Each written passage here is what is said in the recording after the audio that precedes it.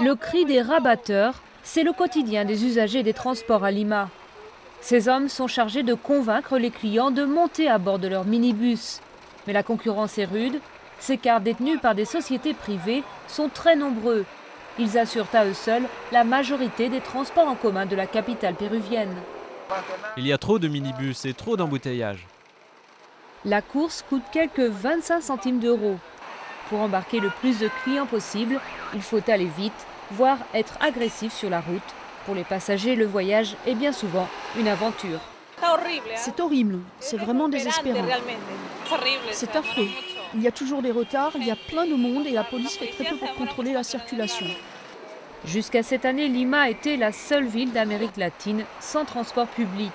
Prendre un minibus, sa propre voiture ou bien utiliser un des 200 000 taxis était la seule option.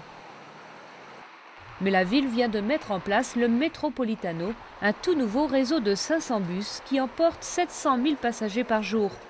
Mais selon les experts, le problème est loin d'être réglé. Le problème, c'est qu'à peine 8% de la population profite de ce nouveau service. Il faut continuer à le développer. La ligne de 12 km a coûté 200 millions d'euros. Même si pour certains elle est insuffisante, c'est tout de même un plus pour une ville dont la population a été multipliée par 6 ces 50 dernières années.